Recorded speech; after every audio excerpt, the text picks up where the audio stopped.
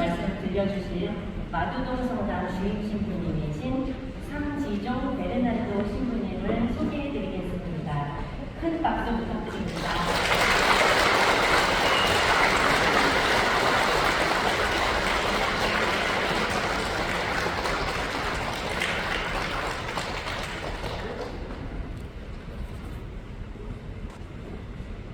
예수님, 시작기도 해야 되나요?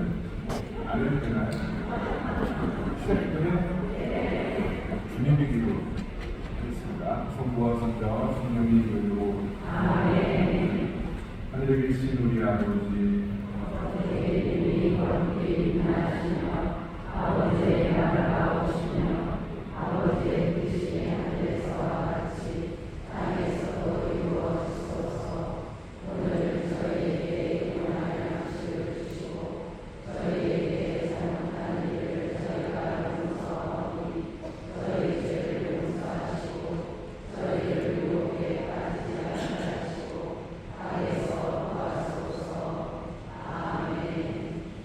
성부와 성자와 성령의 이름으로 아멘.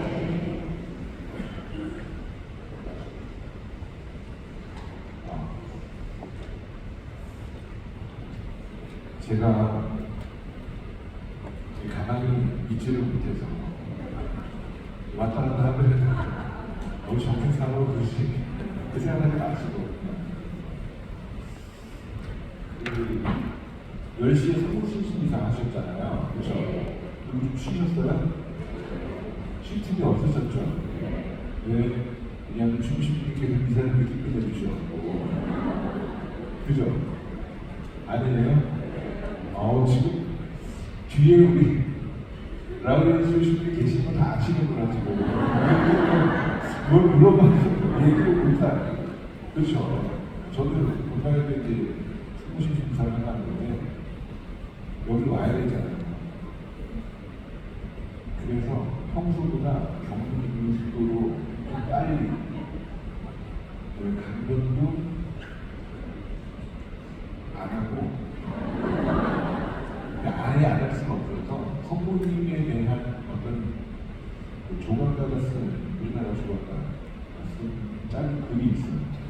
가끔 읽는데 가끔 그거를 이제 읽어주고 그러니까 오늘따라 성모신심 미사니까 미사 제안이 많이 들어와요. 그리고 우리 본당은 공원이에요, 성모신심 미사. 그러니까 공원이 쫙쫙해요. 왜냐하면 같은 토요일이라도 성모신 첫째 주가 제일 많이 오세요. 그래서 방금 빨리 시간이 워낙 많이 걸리는 미사인데 평일 미사입니다. 여기 완전히 빨리 끝나고 친절들하고 인사도 안 하고 미리 얘기했어요. 인사 못합니다. 서운하게 생각하지 마십시오. 주요 방안이 됩니다. 그리고 이제 왔어요. 요 밑에서 한 10시 50분 차를 대고 딱 왔는데 라우렌스 만나거든요. 그래서 무슨 하시는 말씀이 우리 지금 성모신심이 다 끝났는데 말씀하시더라고요. 여튼 반갑습니다. 보실 것도 없고 별볼일 없고 저를 이렇게 초대해 주신 우리 신부님입니다. 방금 발표해 주신 우리 주일통성당 우리 자매님들 감사드리고요. 오늘 이 시간 기다리셨습니까? 네. 어떤 마음으로 기다리셨습니까? 설레는 마음으로 뭔가 기대하면서? 네? 아니, 어쩌다 보니까 오늘이 된 거예요.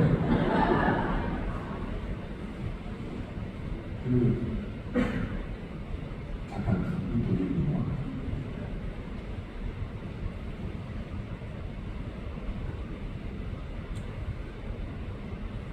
지금 중요한 생각이 났는데 까먹었어요.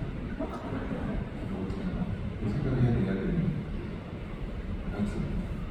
이렇게 만나게 돼서 너무너무 생각보다 많은 분들이 계시네요.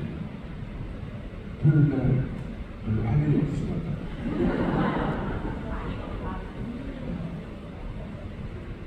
이 직장을 통해서 뭔가 기대하고 계시는 거 있어요? 뭘 기대하세요? 기대가 크면 실망됩니다. 그렇죠? 그러니까 실망하지 않는 방법은 기대를 안 하는 거예요. 여러분 사람들한테 상처 많이 받죠? 그죠? 상처 많이 주기도 하죠? 네. 누구한테 상처 받아요? 길거리 지나가는 사람한테 상처 받아요? 길거리 지나가는데 어떤 사람은 이상 쓰면서 지나가고 있어요. 옆으로 싹 지나가. 모르는 사람이 상처 받아요? 안 받아요. 왜? 그 사람한테 아무것도 기대하는 게 없기 때문에 상처 안 받아요. 친한 사람한테 상처를 받아요. 왜냐하면 기대하는 게 있어요. 아무것도 기대하지 않으면 돼요. 기대하지 않고 그냥 마음을 내어주면 돼요. 누구처럼? 예수님처럼 가는 끝. 이미 다 알고 계시니까 굳이 안 해도 돼요. 더 잘하시니까. 제가 이제 시작하기 전에 우리 라우레리 주님이 한테 그랬어요. 내가 그 얘기 한다고 했어. 형 왜? 친해요. 그래서 제가 보통 이제 뭐 부탁을 하면은 강의나 원고라는 거절을 잘 못해요. 지겨워요, 지겨워. 그러고 나서 내가 시간이 다가오면서 내가 또 이 고집을 발동을 해갖고 내가 이걸 얘기한다고 했어 이런 생각하는데 이번에도 그랬죠. 지금 가장 바쁠 때예요. 아마 조성신 분이 많이 바쁘실 것 같아요. 성탄 준비도 그렇지만 연말이 다가오면서 아무래도 주변 이번에 우리 교회 제일 큰 분야입니다. 단체도 많고 너무 많아요. 근데 마두동 성당도 그 못지않아요. 그러다 일이 많은데 그러다 보니까 라고 하다가 그래도 우리 잘했다.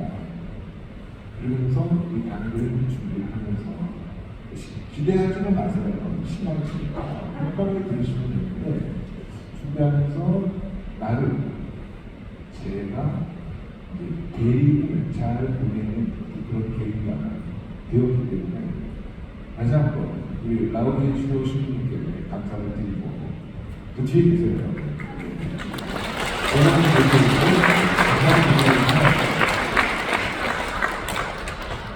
시작을 이미 시작했구나. 시작했어요.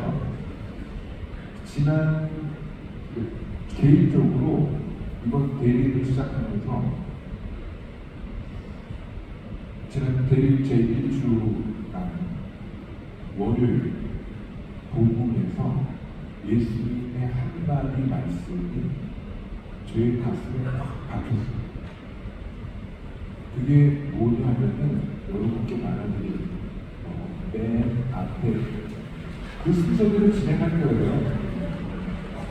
거기 써 있는 거 한번 쭉 읽어보셨죠? 양이 얼마 안 나니까 성경 구절이 쭉 있어요.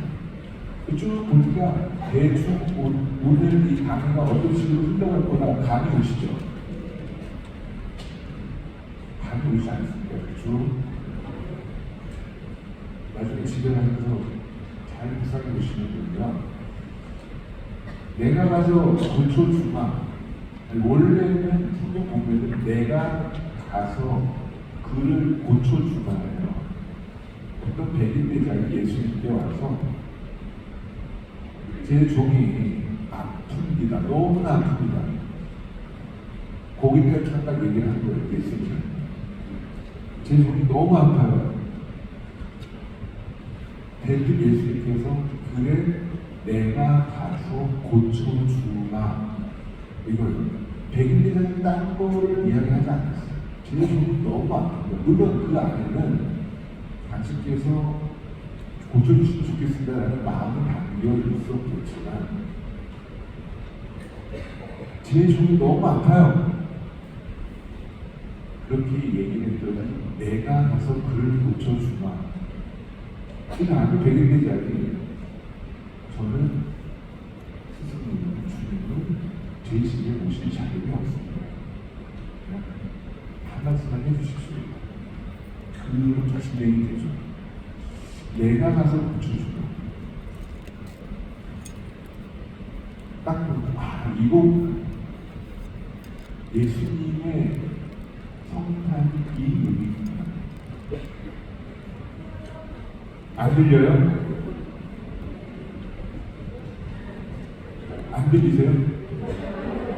어떻게 하죠? 이게 제일 가까이 대고 하는 거예요. 마이크를 먹을 수도 없잖아요.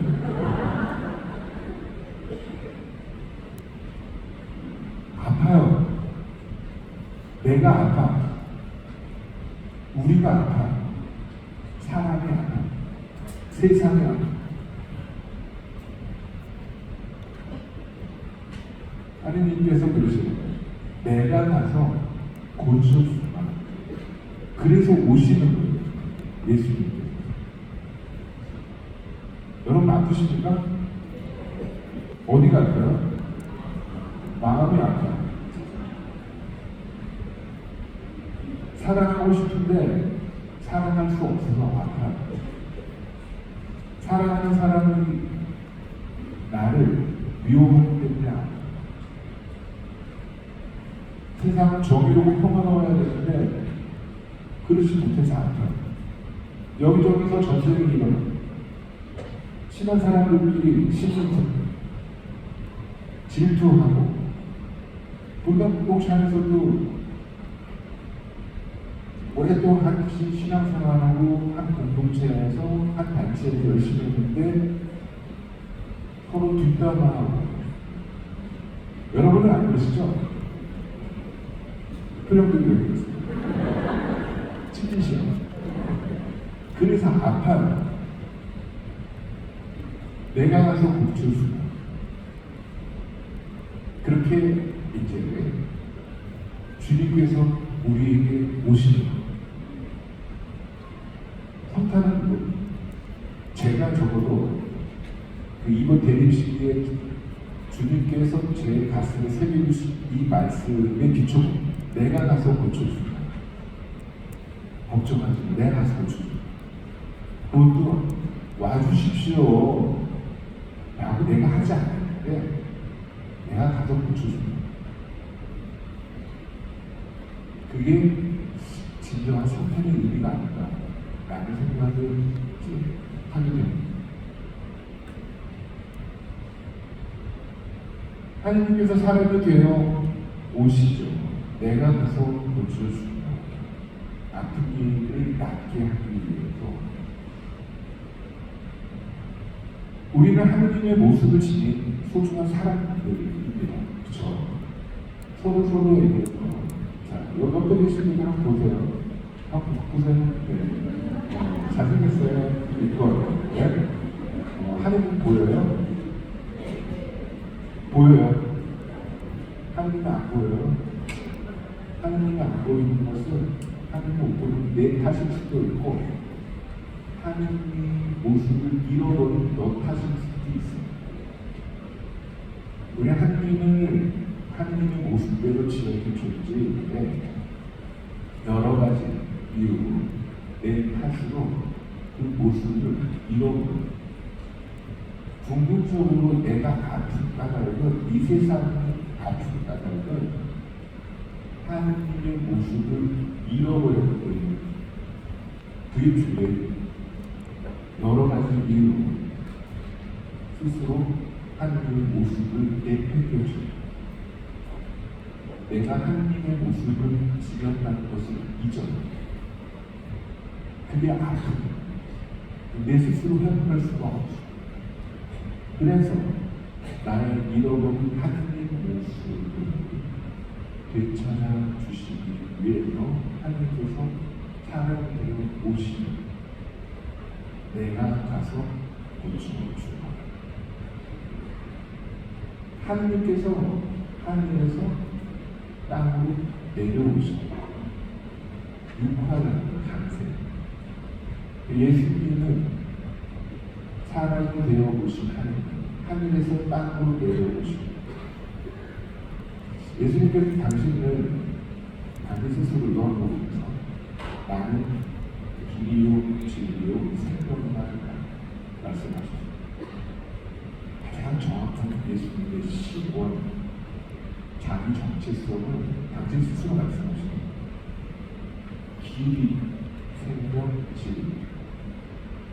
영원한 생명으로 참 진리로 인도하는 길. 이 예수님. 예수님을 통하지 않고서는 우리는 아버지 하느님께 갈 수가 없다. 예수님 말씀.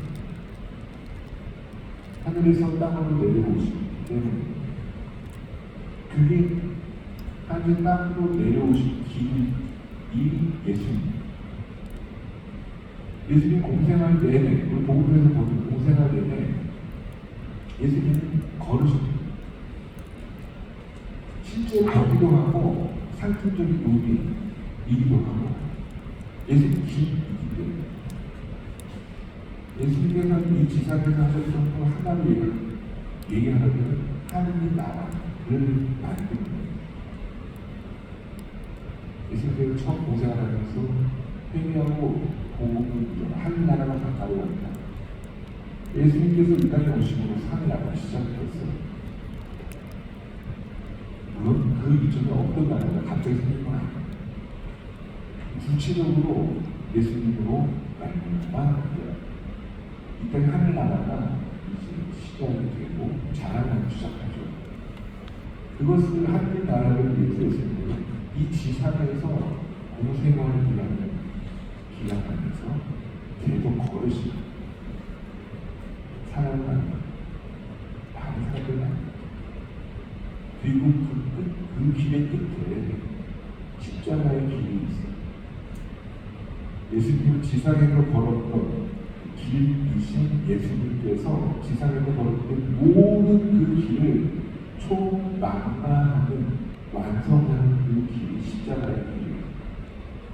그리고 십자가의 길을 지나서 예수님께서 부활 승천 하늘로 오르는 길이에요. 하늘에서 땅으로 내려오는 길, 땅에서 하늘을 이루는 길, 궁극적으로 이 땅을 하늘로 올리는 길, 그 길이 예수님. 실제로 그런 여정을 거쳐서 예수님은 우리와 함께 하셨고, 지금은 이제 아버지 하느님 옆에서 우리와 늘 2000년전의 공생활 때와는 다른 모습으로 우리와 함께 하시는 분이죠. 길이신 예수님 따라서 우리는 함께 길을 걸어가고 있는 그리스도인입니다. 짧은 묵상을 하나 좀 읽고 넘어가겠습니다. 길이 있습니다. 길이 부릅니다. 그저 걸으나 솔직합니다. 길에게 묻습니다. 어디로 가는 길이냐? 왜 이 길을 가야 하느냐? 길을 축복으로 답합니다. 길을 걷는 이람이 길을 알 수 있다는 뜻입니다. 길 위에 첫걸음에 있습니다. 새로 만나는 설렘과 낯선과 아직 모르는 두려움. 길 위에 한 걸음 또 한 걸음. 길이 건네는 기쁨과 슬픔. 길에서 만난 희망과 절망. 길에게 묻습니다. 앞으로 나가야 하는지 뒤로 물러서야 하는지 그대로 주저앉아야 하는지 길은 여전히 마루였습니다. 언제나 그렇듯 가만 나를 떠받치고 있습니다. 내 앞에 안길이 열려 있습니다. 길을 걷습니다. 길이 위에 걷습니다. 나를 부르는 길이 한 걸음 두 걸음 쉼없이 따라 걸음으로써 오직 그럼으로써 길을 느끼고 길과 하나 됩니다. 나를 부르는 길이 곧 내가 있어야 할 곳이요 내가 가야 할 곳입니다. 하늘에서 땅으로 내려오신 길이신 예수님께서 우리를 부르시고 우리는 길이신 예수님께서 걸으신 그 길을 함께 걷는 그리스도인들입니다. 그 예수님께서 우리 주님이라고 부르죠. 우리는 주님이고 우리는 누구예요? 종군이죠. 그렇죠? 그런데 예수님께서 제자들에게 그렇게 말씀하셨어요. 나는 너희를 친구라고 부른다. 나는 너희를 더 이상 종이라 부르지 않는다. 종은 주인이 하는 일을 모르기 때문이다. 나는 너희를 친구라고 부른다. 내가 내 아버지에게서 들은 것을 너희에게 모두 알려주었기 때문이다.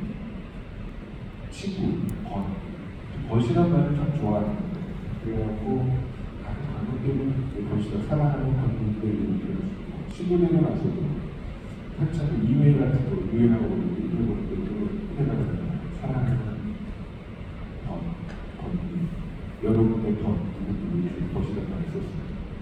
예수님한테 따온 거 예수님은 우리를 벗이라고 그랬어요. 근데 예수님 그래서 벗이라고 할 때 친구라고 할 때 누가 친구입니까? 친구, 친한 사람이 친구잖아. 친한 사람 죽이는 친구. 예수님께서 말씀하신 친구, 왜 친구라고 했습니까? 우리 보고. 예수님께서 당신의 모든 것을 알려주었기 때문에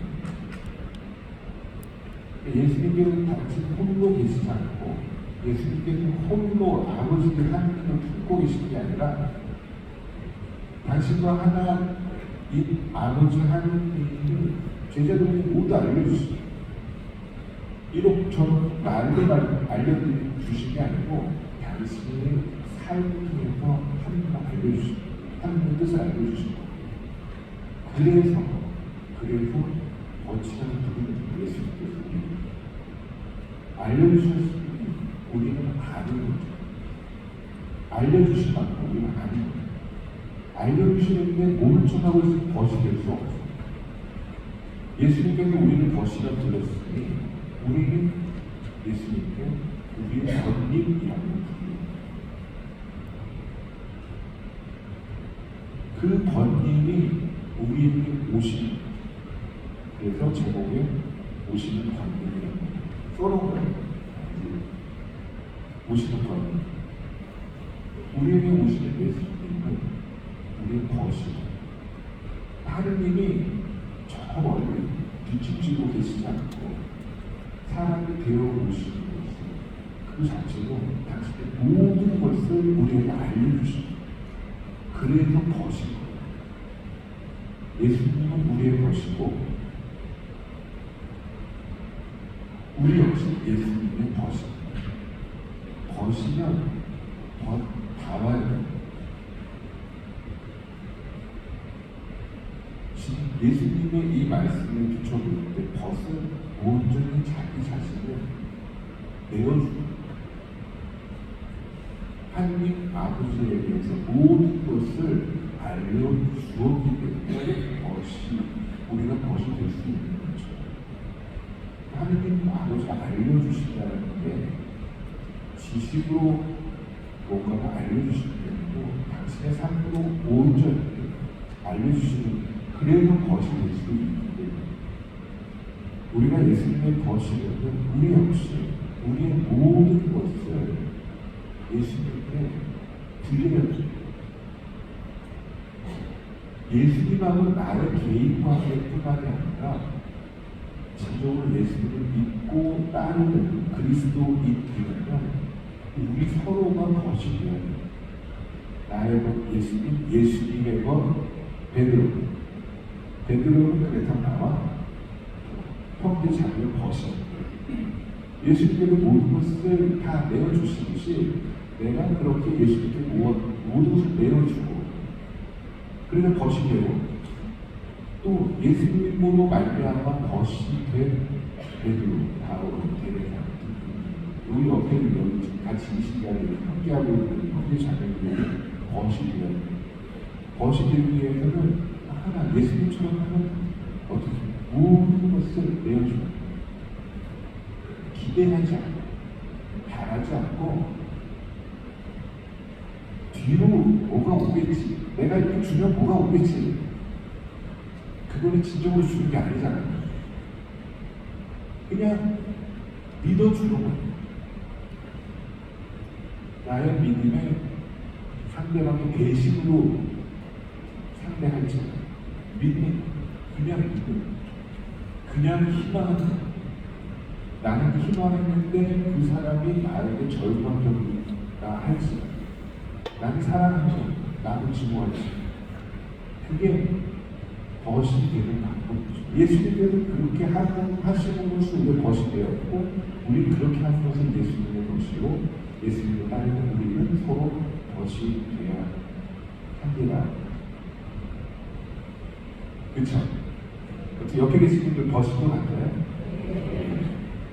그 예수님께서 우리에게 오신 분을 벗이시, 하늘에서 땅으로 내려온, 땅을 하늘로 만드는 길, 그리고 땅을 저 하늘로 옮기는 길이신 예수님께서 당신의 모든 것을 알려주신 벗으로서 오신 이 성탄,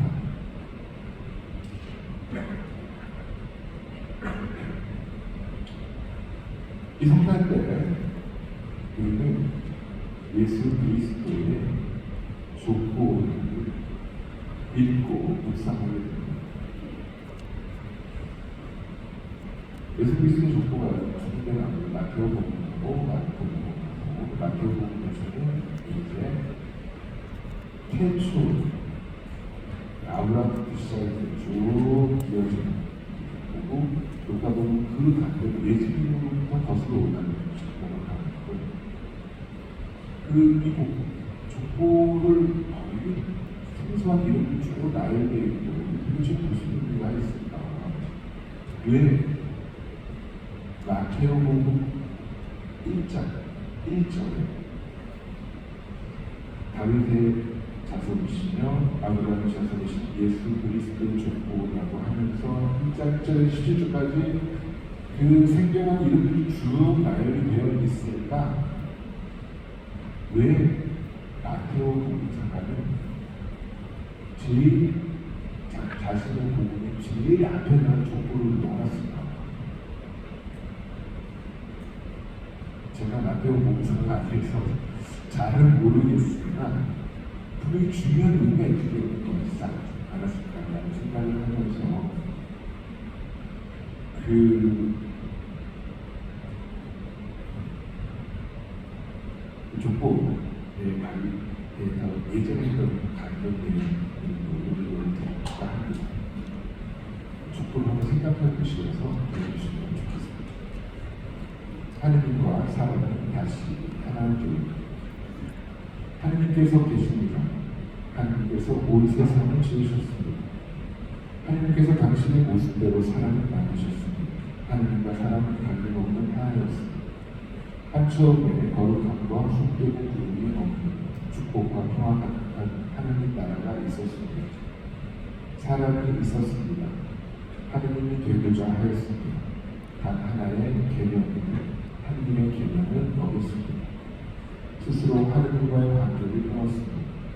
하느님과 세상 사이에 흐르는 아름다운 질서를 끊어뜨렸습니다. 거룩함과 성품이 갈리고 축복이 저주로 바뀌고 평화는 깨어지고 세상은 사람의 죄악으로 더럽혀졌습니다. 하느님으로부터 스스로 떨어져 나간 사람은 비구원의 상황에서 울부짖는 사람은 홀로 힘으로는 다시 하느님과 함께하는 구원으로 하느님께서 선물하시는 축복으로 나아갈 수 없었습니다. 사람의 탓으로 말미암아 세상 잃어버린 거룩하고 아름다운 모습을 하느님께서 보고 마냥 좋아하시는 모습을 다시 되찾아줄 수 없었습니다. 그리하여 하느님께서 사람을 찾아오십니다. 그냥 찾아오시는 것이 아니라 사람이 되어 오십니다. 하느님이 될 수 없는 사람에게 하느님의 모습을 되찾아 주시고자 몸소 사람이 되어 오십니다. 사람의 역사 속으로 하나님께서 들어오십니다. 사람의 역사를 하나님의 역사로 만드십니다. 사람이 갈라놓았던 하나님과 사람 사이를 하나님께서 처음으로 다시 이으십니다. 예수 그리스도 사람이 되어오신 하나님, 사람을 하나님 자리로 올리신 사람, 그분이 오십니다. 하나님과 사람이 다시 하나 되는 더 이상 성과 속에 달리는 하나님 나라를 이 땅에 이루시며 예수 그리스도께서 오십니다. 오셔서 우리를 부르십니다. 하나님과 사람이 하나 되는 거룩하고 위대하고 빛나는 역사의 여정에 기쁨과 희망과 열정으로 함께하자. 그리고 우리는 기꺼이 예수 그리스도의 부르심에 응답합니다. 아브라함으로부터 시작된 족보는 예수 그리스도로 끝나는 것이 아니라 예수 그리스도로부터 시작되어 수많은 선한 이들에게 이어졌듯이 이제 우리는 우리를 통해 다시 이어져 새하늘 새 땅이 열리는 날에 마침내 완성될 것이라 믿기 때문입니다. 마태복음의 족보에는 우리 이름이 기록되어 있지 않지만 우리는 여전히 예수님의 족보를 떠나가는 그런 사람들이라고 저는 생각을 합니다. 그런 자부심을 가지고 그리스도인으로서 살아가야 하지 않을까. 방금 말씀드린 것처럼 하느님께서 홀로 계시고 늘 처음에 하느님밖에 안 계셨잖아요. 그렇죠? 있습니다. 그래도 하느님이시죠. 배를 창조주시죠. 하느님만 계셨어요. 어떻게 계셨는지 아무도 몰라요. 알려고 하지 않아요. 알 필요가 없어요. 하느님만 계셨어요. 그리고 나서 그 계시는 분으로 인해서 다른 것들이 생겨났어요. 그래서 창조주 하느님. 나머지 모든 것들 피조물. 하느님은 당신의 뒤주시 피조물과 늘 함께 하시는 거죠. 그게 구원이 별거 아니에요. 저는 그렇게 생각해요. 구원이 물론 하느님께 베푸시는 선생님인데 쉽게 얘기하면 함께하는, 그러니까 하느님과 함께 하시는 분이에요. 에덴 동산에서도 당신이 만드신 아담과 하와와 함께 하셨어요. 그 함께를 거부한 게 아담과 하와예요. 그게 죄예요. 하느님 함께 하시는 분인데 그걸 거부하는 게 인간의 죄입니다. 그래서 대천사가 가브리엘 천사가 성령 때문에 마리아에게 나타나서 이제 잉태 모집을 했을 때 그 일을 예수님의 이름을 아주 정확히 표현해 주죠. 또 하나 동정녀와 잉태하여 아들을 낳으니 그 이름을 임마누엘이라고 하리라. 임마누엘이라는 것은 하느님께서 우리와 함께 계시다는 뜻이다.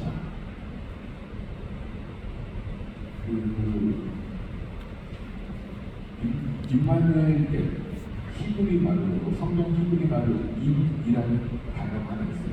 전치사. 함께라는 전치사. 전치. 이 히브리어는 재밌어요. 지금 바꿔보는 기도 잘 안 되는데 전치사에다가 이것저것 붙여서 성수교를 만들어요.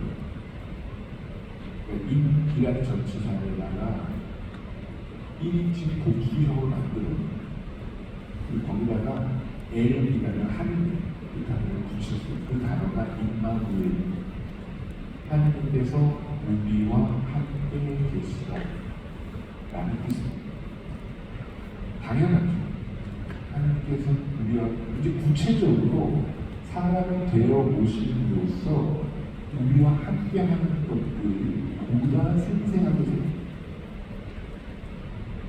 잃어버린 하느님의 모습을 되찾아 주시기 위해서 사람이 되어 오시는 예수 그리스도,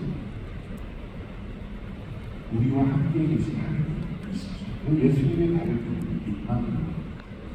혹시 여기 세례는 임마누엘 있으세요?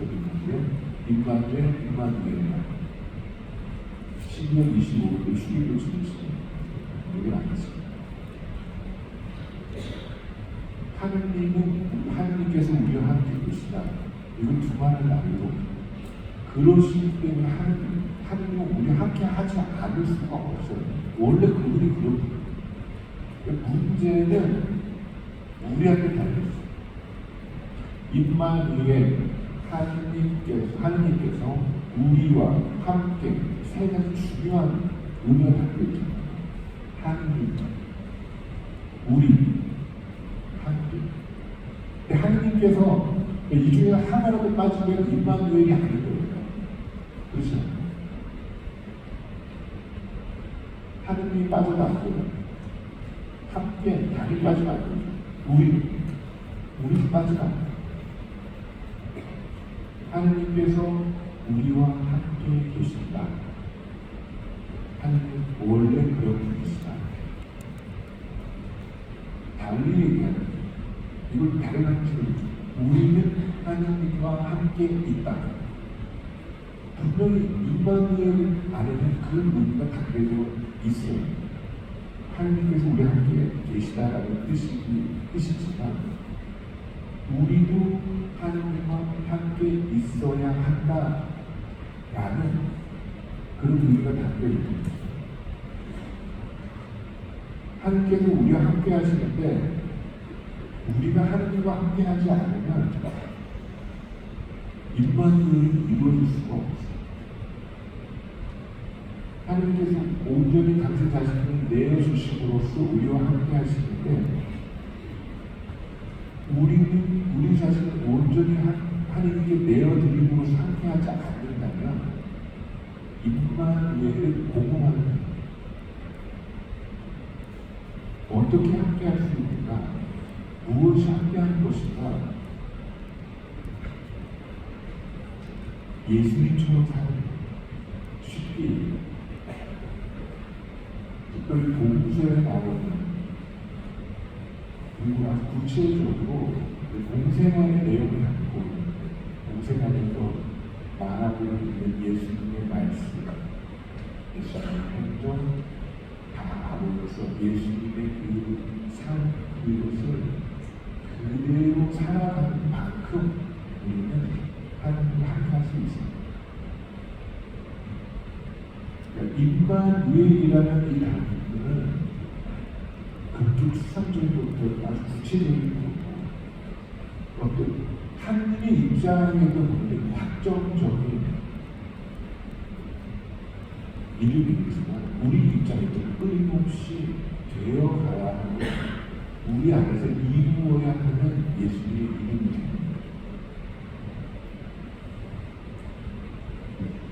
그것을 위해서 임마누엘을 이루기 위해서 우리는 깨어 있어야 하는 거죠.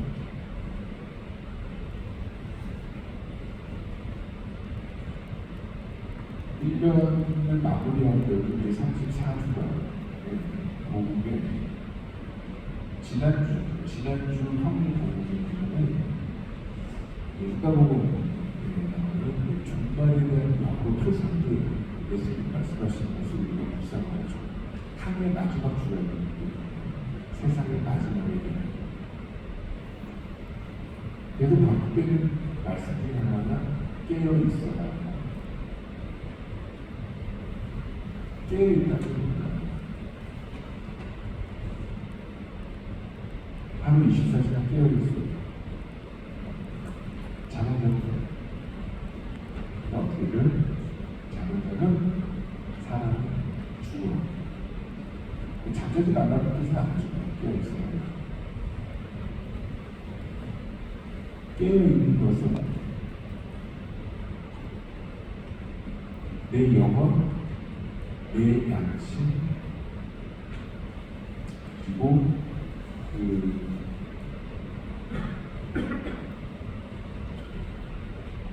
내 안에 있는 하나님의 모습을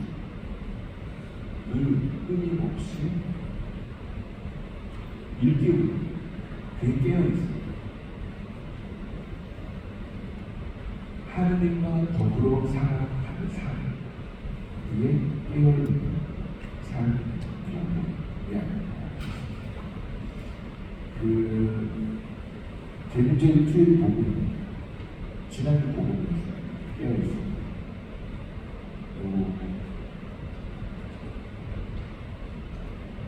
우리가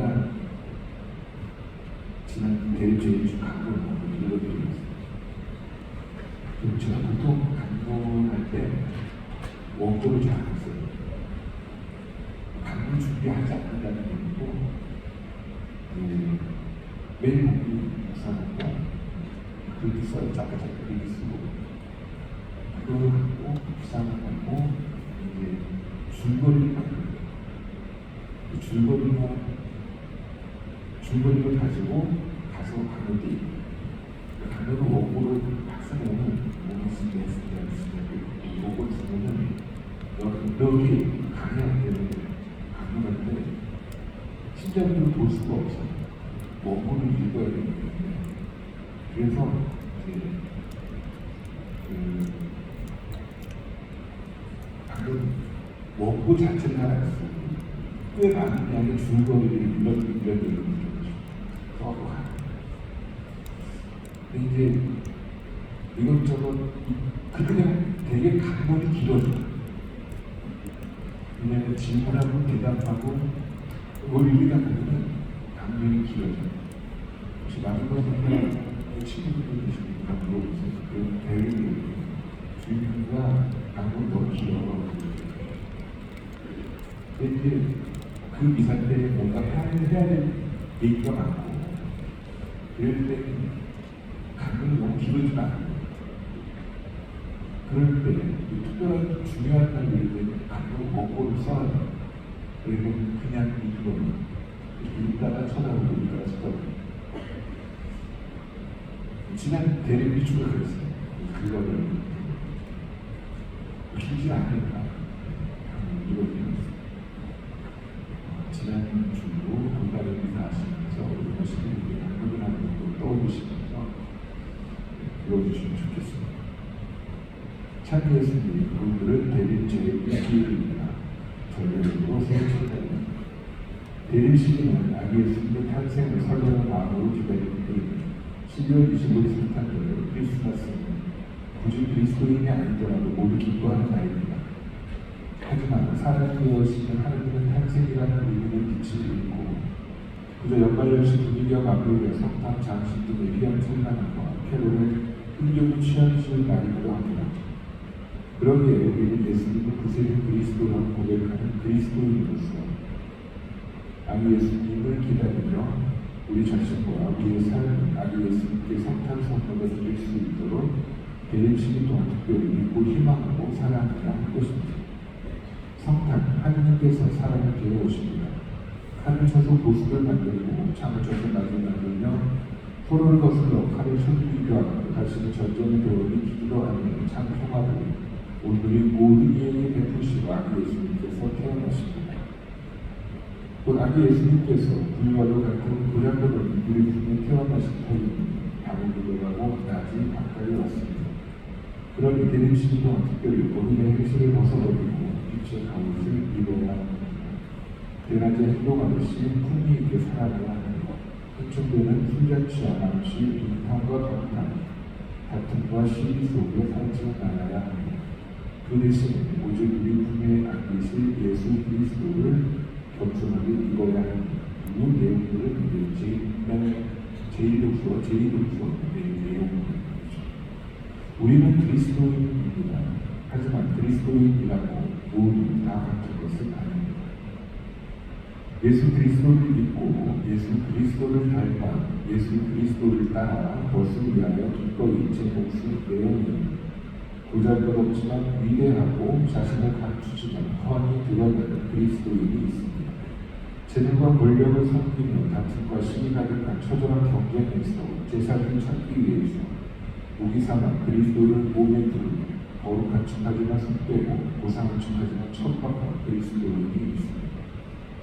추악한 어둠이 지배하는 광란의 시간에 희망의 새벽을 맞으려면 여리고 아낌없이 작은 빈시로 사는 그리스도인이 있습니다. 기나긴 밤과 찰나의 낮 사이를 교묘하게 덧날리며 탐욕과 무관심 가득한 악을 탐닉하면서 오히려 성김과 돌봄의 빛의 자녀라 자처하는 그리스도인도 있습니다.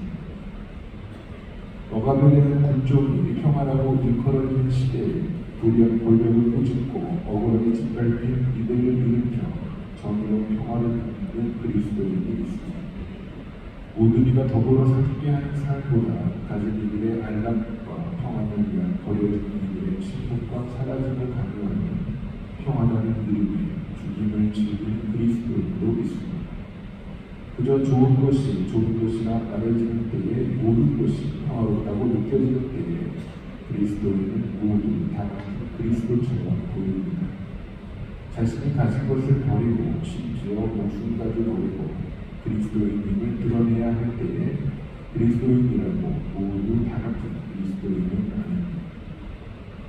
주님을 모신 성전에서 주님을 모신 성전으로서 감사와 찬미를 드릴 때에 그리스도인은 모두 다 같은 그리스도인처럼 보입니다. 주님께서 몸소 일하시는 세상에서 주님을 드러내야 할 성전으로서 기쁨과 희망, 슬픔과 돈에 아우러지는 삶을 살아갈 때에 그리스도인이라고 모두 다 같은 그리스도인을 아닙니다. 사랑의 아들이 다시 오시는 날 같이 들어있는 두 남자가 하나하나 갈라지듯이 함께 맷돌질하듯 두 여자가 하나하나 갈라지듯이 천하고 낮은 곳에 오신 사는 되신 하느님을 증언해야 할 때 삶을 위한 죽음에 십자가를 져야 할 때 그리스도인은 달라질 것입니다. 언젠가 세상의 마지막 날을 생각하지 않을 때 불현듯 다시 오실 지금 여기 삶의 순간순간 부스로 들어오시는 사랑의 아들께서 기쁘게 품에 안아주실 그리스도인과 슬픈 낯으로 밀어내실 그리스도인으로 그렇게 그리스도인은 아닐 것입니다. 그리스도인이라고 모두 다 같은 것은 아닙니다. 우리는 그리스도인입니다. 그런데 과연 우리는 어떤 그리스도인입니까?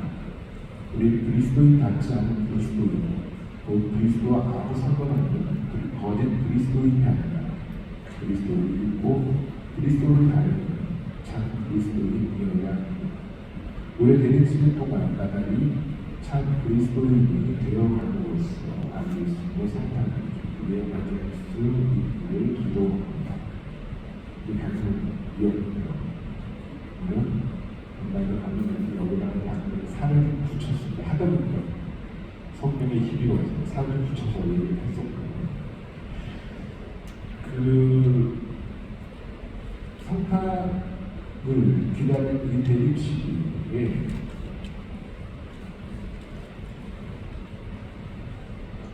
매우 묵상하는 예화가 하나 있어요. 보면 주님 왜 오셨어요? 유일하게 여러분 나눠지는 그 한가지에 대해서 유일하게 성경 구절이 몇 절 안 써있는 거 가운데 있어요. 주님 왜 오셨어요? 그죠? 주님 왜 오셨어요? 제가 예전에 신학교로 들어가기 전에 주일학교 교사도 하고 일단 청년, 지금 교부, 청년도 열심히 했었어요. 10년 남짓. 그리고 나이 30대라고 막차 타고 신학교를 갔어요. 그 주 활동하다가 들은 이야기인데 너무나 충격적인 그런 내용입니다. 물론 만들어내는 이야기예요. 성당문이 열리고 이사를 마친 사람들이 썸을 받는데 한꺼번에 쏟아져 나옵니다. 말씀한 차림에 이들 사이에 아주 허름한 차림, 볼품없는 한 사람이 있습니다. 그건 누구 하나 이 사람에게 인기를 주지 않습니다. 피곤해 지친 이 사람이 살아있는 서 있을 기로조차 없어 보입니다. 이 사람 같은 사제가 제의를 보고 나서 성당마당으로 나옵니다. 신자들과 함께 인사를 나누던 사제의 시선이 어느덧 어느 누구 하나 인기를 주지 않았던 허름한 채를 그 사람이 사제는 이 사나이를 본 순간 얼굴빛이 하얗게 변합니다. 사제가 쏜살같이 사나이에게 달려와 소리를 전합되다시피 하여 사제문으로 데리고 옵니다. 사제가 들어서자마자 자기가 사나이 앞에 무릎을 꿇고 애걸하다시피 말을 합니다. 주님, 지금 여기에 나타나시니 어떻게 됩니까? 우리 식대로 잘 꾸려나가고 있지 않습니다. 무슨 풍파를 일으키시려고 이곳에 오셨습니다. 제발 하늘로 돌아가 주십시오. 우리가 지금처럼 잘 알아서 하겠습니다. 그러니까 제발 하느님 아버지께 돌아가 주십시오. 그리고 다시 오시지 마십시오. 호르마차림의 고통을 한 사람, 세상을 돌아보시고 흩어진 우리를 모아 하느님 나라를 다시 세우시려고 오신 예수님께서 씁쓸한 표정으로 한마디 말을 남기시고 흐름이 사라지십니다. 나라입니다. 충격적인 영화입니다. 한좀 지금 생각해 보시면 좋겠습니다. 어서 오십시오. 우리 음식인데 어서 오십시오. 라고 노래하는 기도 정말로 오시기를 바랍니다.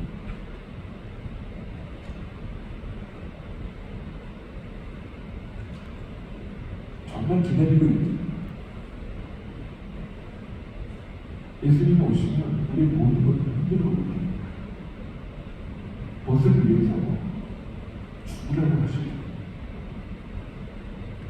매일매일 십자가 지고 나를 따르라고 하십니다.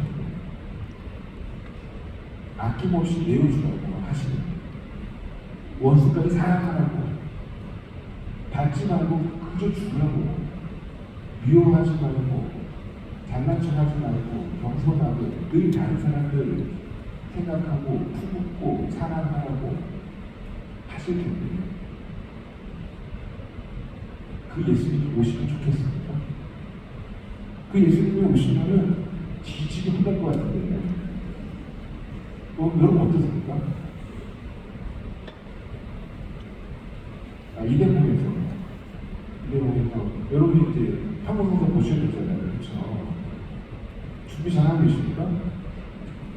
죄짓게 없습니다. 방금 때만 되면 걱정이잖아요. 죄짓게 없는데 뭘 고백하지? 그렇죠? 여기 계신 분들 안 계시면 여러분 수없이 들어봤을 이야기.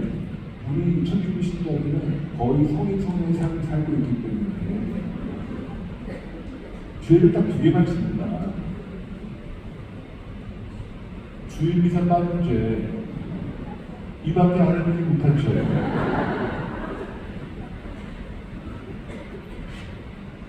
이 이야기 할 때마다 이거 들을 때마다 웃겨요.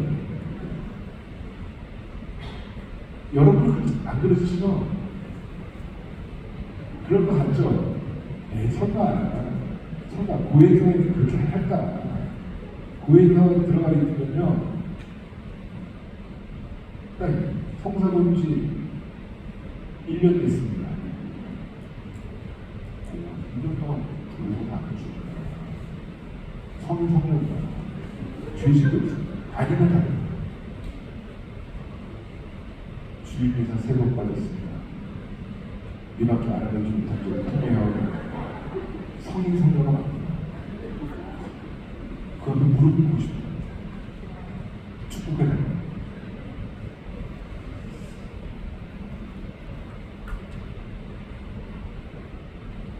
아주 겸손하게 정말 돌아가요. 입으로는 어서 오십시오. 근데 그 오시는 분이 나에게 바라시는 것들이 무엇인지를 생각한다면 그것까지 염두에 두지 않고 나는 바라고 있는가?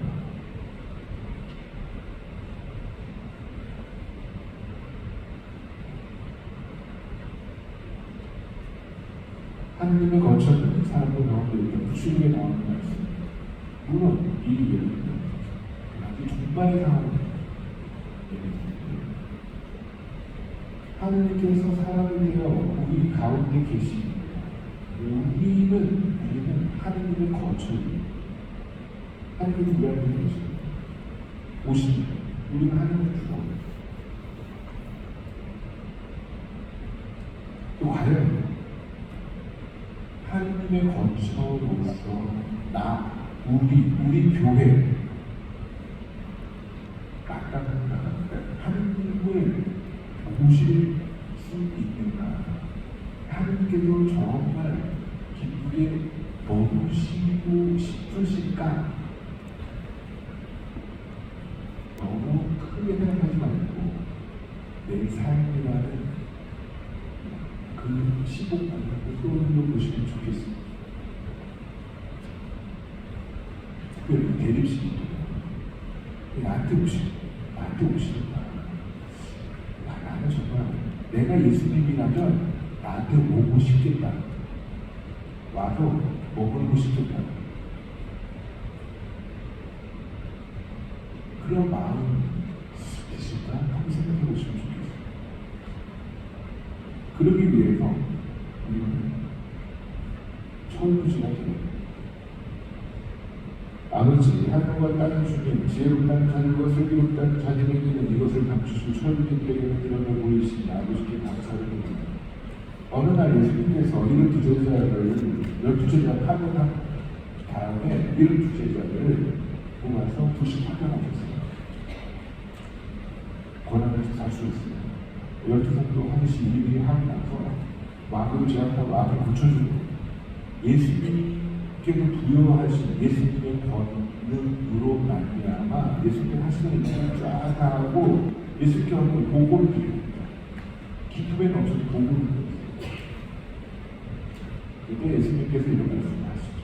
그래, 너희의 마귀들이 무릎 꿇고 너희들이 치유하고 권한을 물론 이런 것을 기뻐하지 말고 너희 하늘에 기록된 하늘 받아들여진 것을 기뻐하라고 하시면서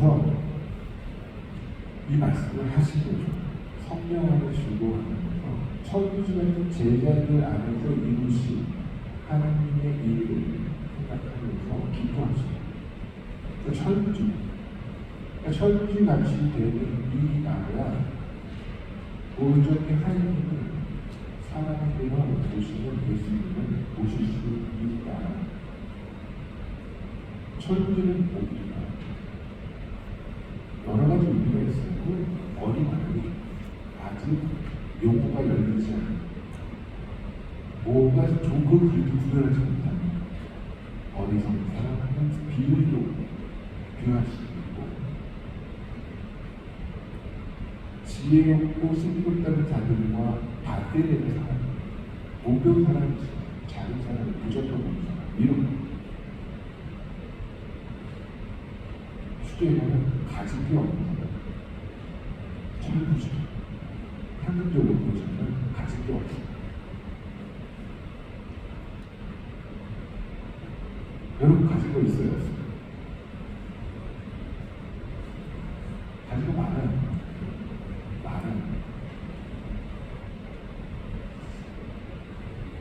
여기 친구들 많으시죠?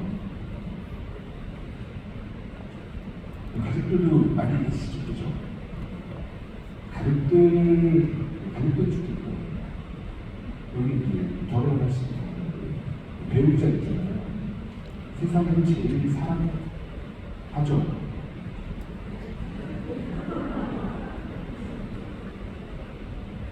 이런 거 물어보면 안 돼요?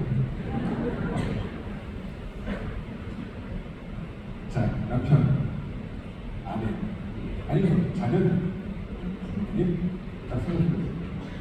뭐가 떠오릅니까? 순간적으로 딱 자녀를 생각해보세요. 뭐가 떠오릅니까? 자녀의 성적이 떠오릅니까? 부모님 딱 떠올려서 생각해보니까 부모님이 나한테 나중에 물려준 재산이 떠오릅니까? 아내, 생각하니까 안에 외모가 떠오르니까 뭐가 떠오르?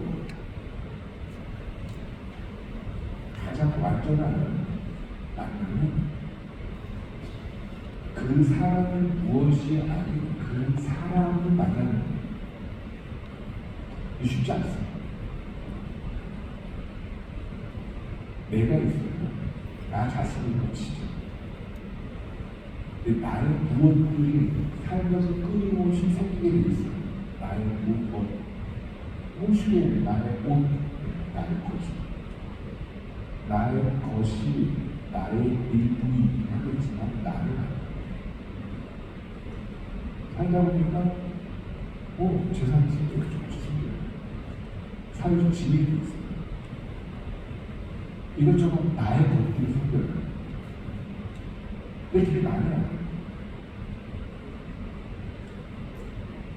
가장 아름다운 만남은 나의 것과 너의 것이 만나는 거고 내가 너랑 만나는 거. 부모님을 생각했더니 부모님이 가진 재산이 생각난다. 그럼 그 사람은 부모님이 아니라 부모님의 재산을 만나는 사람이에요. 여러분 안 그럴 것 같잖아요. 부모님 돌아가시고 나면은 가족들끼리 장난하는 거예요. 특히 재산이 많은 경우에 재산들이 싸우는 거예요. 자녀들이 평화를 줘. 자녀들 간에 우위를 지켜 살아가기를 원하면은 갖고 계신 재산을 마지막 날에 하늘 품에 돌아가기 전에 다 처분해갖고 사역하게 시키는 거예요. 그 자녀들끼리 절대 안 써요. 부모님을 욕하겠지. 두고두고. 그래서 자식들끼리는 안 써요. 왜? 돌아올 게 없으니까. 이게 철부지. 아무것도 지리지 않아요. 그랬을 때 우리는 하나님을 만날 수 있어요. 내가 생각하고 있는 하나님, 내가 그려놓은 하나님, 내가 그려놓은 예수 그리스도. 예수님께서 이 세상에 오시니까, 나에게 오시니까 예수님은 이러해야지 라는 것으로 또 자유롭기 위해서 내가 나의 것들을 벗어버려요. 하나씩 대립신일 때는 뭔가 예수님을 위해서, 우리에게 오신 예수님을 위해서 무언가를 끊임없이 부절히 하는 게 아니고 쓸데없고 다 버려야 되는 거예요. 그래서 12월 20일 딱 맹목들이 남아있을 수 있어요. 내가 갖고 있는 오만한 생각들을 떨쳐주는 나의 생각, 나의 지위, 어쩔 수 없이 갖고 있는 거라 하는 거예요. 제가 말로 정말 주입시키고 있는 사실이잖아요. 그거를 뻔히면 그거는 이제 내가 아니고 나의 지위를 가지고 뭔가 하려는 뭐가 불쌍하죠. 우리의 삶의 모습을 그대로 보이지. 하느님을 만나는 데 있어서 거추장스러운 모든 것들을 떨쳐내고 나의 지혜, 나의 쓰레기 다 떨쳐내고 쉽지 않아요. 매일매일 연습하는 거죠. 특별히 이거 대립시간 시기에 그러했으면 좋겠다 라는 바램을 가져보면서 따질 수 없는 게 이제 불교, 예수님께서 부르신 구주. 우리도 예전에 썼던 글을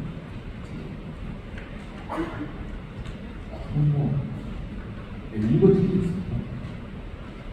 시간이 지금 생각보다 너무 잘 가고 있는데 이거 끝내야 됩니다. 구유.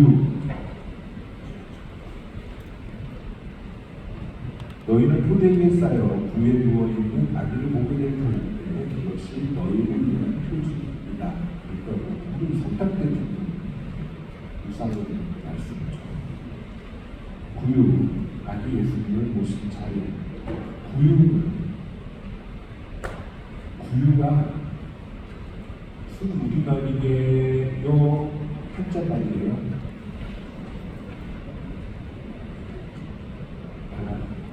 자, 구유가 무슨 우리말이다라고 생각하시면 구유가 한자말. 대부분은 되게 중요해요.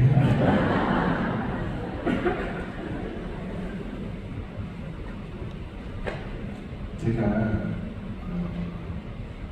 내일 복음을 읽고 나서 묵상하는데 짧은 글을 써서 SNS에다 올려요. 근데 그할 때 가능하면 한자말을 안 쓰고 싶어요. 무슨 우리말을 쓰고 싶어요.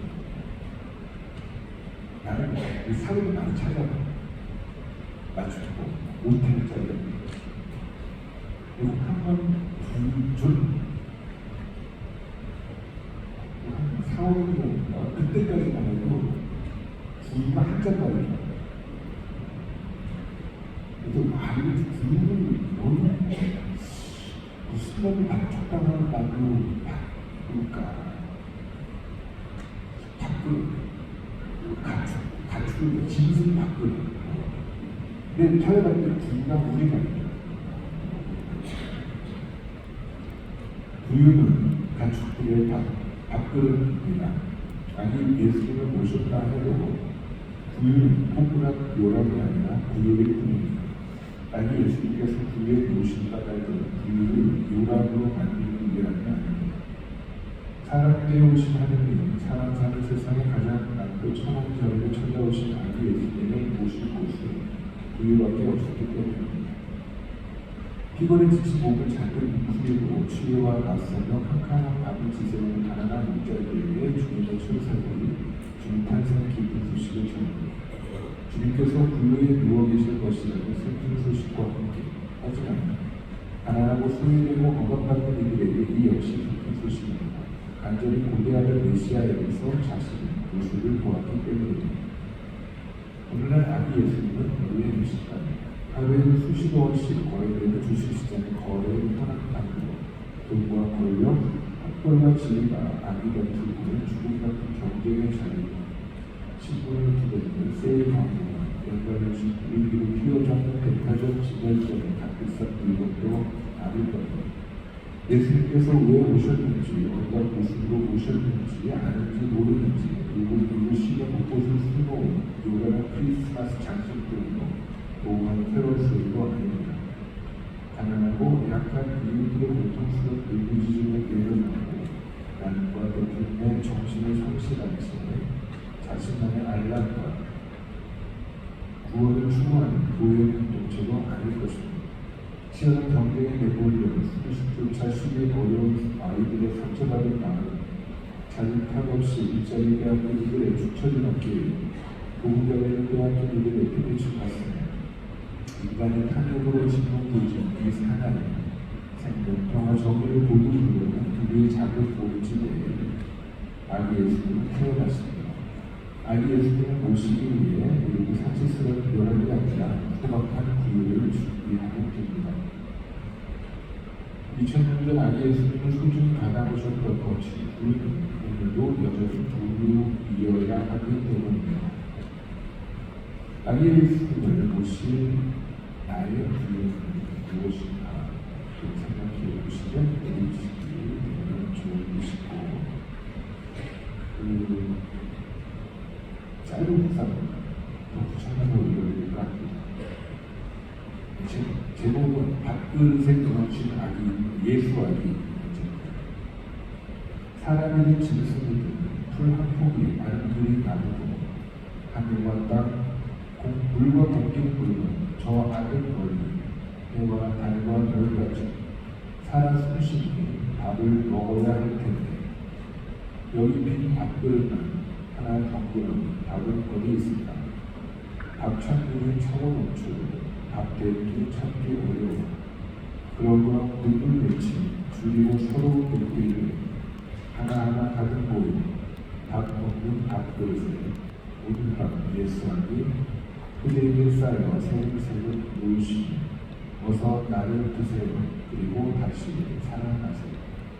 이제 나처럼 열이 부어오는 길거리 다른 살려내는 살며시 연극 분수로 말씀하십니다. 우리가 궁극적으로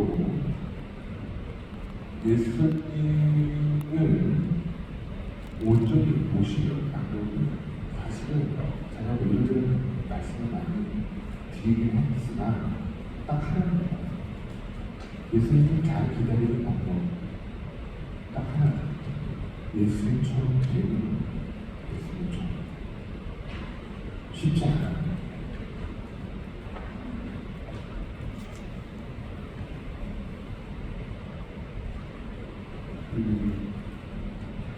예수님의 오심을 생각할 때 그리고 예수님을 기다리는 그리스도인 것이 되어주기 위해서 우리에게 오시는 예수님을 어떻게 맞아들여야 하는지 우리 세례자 요한을 이 시기에 아주 묵상하게 되죠. 세례자 요한 율법 3장 4절에서 읽죠. 세례자 요한이 자기를 이렇게 고백하는 거예요. 광야에서 예수님이 너희는 중매기를 가려하라 중매기를 모르게 하라 골짜기를 모두 메워주고 산과 언덕을 모두 나눠라 이에 고라지고 거친 길이 평탄하게 되어라 그래 모든 사람이 하늘과 구원을 보리라. 길이신 예수님께서 길을 내시면서 우리에게 오시는데 그 오시는 주님을 맞이하는 이 세계자 요한은 자기 신앙이었고 자기 정체성이었고 예수님이 오시는 것을 기다리는 우리 역시 예수님께서 오실 수 있는 길이 되어야 하는 거예요.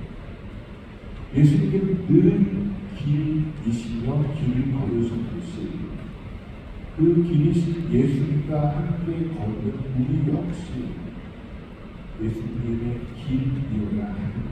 우리 삶 그런 내용들이 방금 전에 읽었던 누가복음 3장 4절에서 세계자 요한의 고백에 담겨있는 내용이라 생각합니다.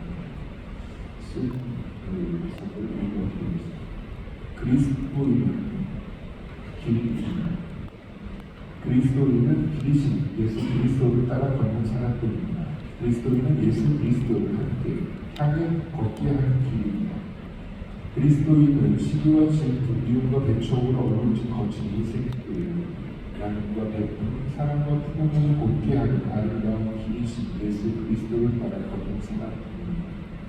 그리스도인은 누가 차별로 상처 입은 이의 마음의 세계의 큰 고를 따스한 고르움과 평등을 위한 아름다운 부정을 외우는 사람입니다. 그리스도인은 함께하는 삶을 방해하는 꿈과 갈라서는 거친 삶들을 너그러움과 통화를 위한 당당한 모범의 외침으로 허물어뜨리는 사람들입니다. 그리스도인은 미움을 사랑으로 돕고 처절한 경쟁의 사슬을 자기 인생으로 끊으며 또 가진 위에 안간힘을 쓰는 사람들에게 우리가 끊임없이 베풀므로써 예수 그리스도를 드러내는 아름다운 길입니다. 세상의 어두움과 혼탁한 가운데에서 참되고 착할 수 있는 삶의 길이신 예수 그리스도께 모든 길을 이끄는 더욱 뚜렷한 아름다운 길을 드러나야 하는 이가 바로 우리 그리스도인입니다. 이미 여러분께서 그 길로서 걸어가고 계신다 라고 저는 믿습니다. 왜 이렇게 약해요? 찔리면 오늘부터 잘하면 되잖아요. 그죠? 길이신 예수님을 따라 우리가 길이에요. 예수님께 이끄는 길이고 예수님을 따라 걷는 길이고 길을 걷는 사람이어야 하는데 제대로 길을 걷고 있는지 그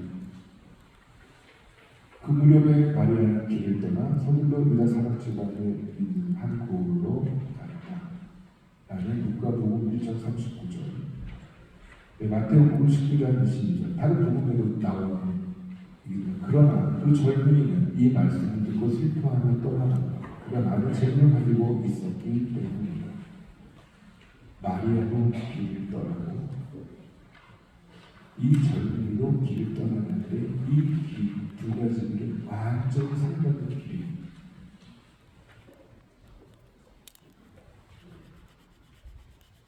마리아는 예수님의 잉태 소식을 듣고 제일 먼저 한 게 뭐냐면 유다 첩첩 산골에 가 있는 엘리사벳을 찾아간 거예요. 그리고 거기서 3개월 동안 엘리사벳을 돌고 누가복음의 증언에 대한 것입니다. 엘리사벳은 누구냐? 늦은 나이에 늙은 나이에 아이를 잉태한 사람이잖아요. 그럼에도 불구하고 이제 드디어 아이를 잉태했구나라는 기쁨보다 여전히 숨어 지낼 수밖에 없었던 사람입니다. 그 사람들의 거친 시선, 거기 와서 혼자 웃을 수밖에 없던 사람입니다. 세상에 가장 아팠던 사람입니다. 외로운 사람입니다. 그 사람에게 마리아가 가서 기쁜 소식을 전하며 3개월 동안 그 엘리사벳 곁에서 모든 것이 되어집니다. 어떤 말이에요? 예수님을 잉태한 말이에요. 길, 하늘에서 땅으로 내려온 길이신 아기 예수를 몸에 지닌 엄마 마리아가 누구처럼 누가 하듯이 내 뱃속에 아기 예수가 하듯이 그렇게 가고 엘리사벳이라는 표현되는 자 우리 삶 가운데 예수님 모십니다. 그죠? 우리 또 어떤 면에서 보면 마리아 일주고 마리아 무엇을 해야 할까? 내 안에 있는 예수님께서 바라시는 것을 해야 되죠. 누구처럼? 마리아처럼. 그게 우리가 걸어가야 할 길입니다. 근데 그 길만 걸어가고 있는가? 그렇지 않아요. 그 젊은이는 이 말씀을 듣고 슬퍼하며 떠나갔다. 그가 많은 재물을 가지고 있었기 때문에 이 젊은이 권력이 있고 복음서에서 전한 것을 좀 다르겠지만 권력도 젊고 잘생겼어요. 아쉬움 하나도 없어요. 이 젊은이가 기특하게 예수님께 왔던 얘기예요. 어떻게 하면 영원한 생명을 얻을 수 있습니까? 물어보고 예수님께서 되게 되겠다. 얼마나 대단하겠어요. 남부럽지 않아요. 이 젊은이가 와서 어떻게 하면 높은 데에 올라가겠습니까? 어떻게 하면 돈을 더 벌겠습니까? 라고 물어보는 게 아니라 어떻게 하면 영원한 생명을 얻을 수 있겠습니까? 라는 질문을 얼마나 기특하겠어요. 그래서 뭐까지 물어보죠. 개명에 대한 얘기 물어보시는데 수술이 다 지켰습니다. 야, 더할 나위 없어요. 완벽해요. 개명 다 지켰어요. 완벽해요. 그래서 이제 이 젊은이를 칭찬하는 건 다 좋다. 너무 좋다. 마음에 든다. 기특하다. 한 가지 부족한 게 있는데 너 가지고 있는 거를 하면서 가난한 사람들한테 나눠주고 나를 따라오면 돼. 이게 마지막 궁극적인 이제 이 젊은이가 쓰는 해법이죠. 그렇지 않아요? 우리 모두에 하신 말씀이에요. 영원한 생명은 방법을 이 젊은이가 영원한 생명을 얻는 방법을 알게 됐어요. 기뻤어요? 아니, 슬펐어요. 왜? 하나님께 바로 두절했어요. 그래서 어떻게 합니까? 슬퍼하며 떠나가. 마리아는 함께 예수님의 길을 걸었고 이 젊은이는 슬퍼하는 예수님 반대쪽으로 기도했습니다. 이 두 가지 길이 우리 앞에 놓여 있습니다. 그리고 우리는 삶 안에서 끊임없이 두 가지 길을 왔다 갔다 할 겁니다. 물론 머리로는 이론으로는 어느 길을 걸어야 하는지 분명히 알죠. 근데 몸이 그렇게 안 되어 있습니다. 어쩜 더 많아요. 특별히 이 시기에 그 마리아의 길을 마리아의 모범을 따라서 그 길을 걸음으로써 우리에게 오실 예수 아기 예수님의 기쁨의 맞이하기 좋지 않을까 싶습니다. 너희 빛이 사람들 앞에 비추어 우리 너희 참 행실을 보고 삶을 보고 하나님의 드러내라는 말씀이고요. 마지막 한 시간 반 했어요. 힘들었어요. 아니 주님이 저한테 그랬거든요. 시간 늦어진다고 중간에 끊지 말고 할 얘기 깨지 말고 그래서 중간중간에 이제 죽은 것도 하지 말라. 여기도 다 한 거예요 지금. 그렇죠? 마지막 마침 기도로 주님의 기도 누가복음에 나오는 내용과 마태복음에 나오는 내용이 좋은 말을 하지만 우리가 예수님의 말씀을 따라서 늘 기쁘게 바치는 기도, 주님의 기도 툭 치면 나올 수 있는 그렇게 나와 일치하는 기도, 주님의 기도 이 기도를 입이 아니라 머리가 아니라 삶으로 바칠 수 있다면 그것이 아기 예수님을 맞아들이는 가장 훌륭한 기다림의 자세가 아닌가 생각하면서 마침 기도로 그리고 읽고 끝내겠습니다. 성부와 성자와 성령의 이름으로 아멘. 아버지의 이름을 거룩히 드러내소서. 저희의 따뜻한 마음으로 당신의 온유함, 저희의 해맑은 웃음으로 당신의 포근함, 저희의 모든 행동으로 당신의 정의로움, 아직은 당신을 모르는 이들에게, 아직은 당신을 온전히 따르지 않는 이들에게 당신께서 저희에게 드러내시듯 저희가 드러내게 하소서. 아버지의 나라가 오게 하소서.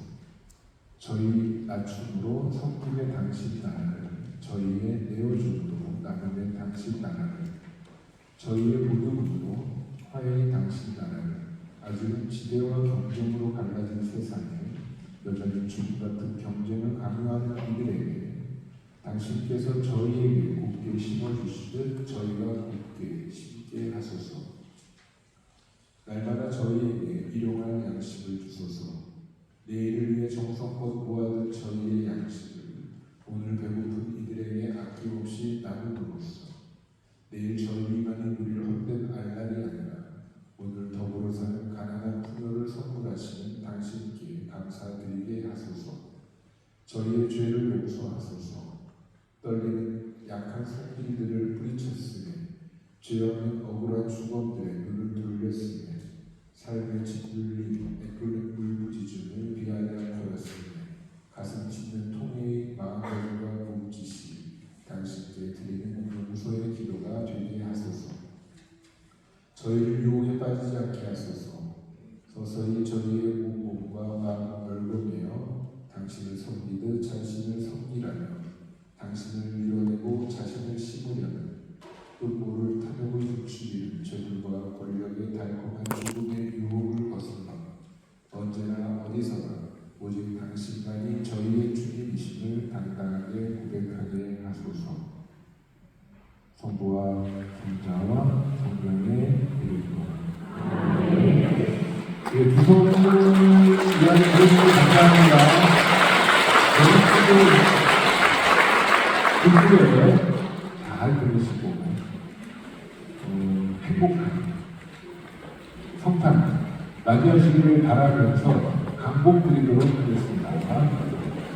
주님께서 여러분과 함께 전능하신 천주 성부와 성자와 성령께서는 여기 모인 모든 이에게 강복하시어 길이 머물게 하소서. 성부와 성자와 성령의 이름으로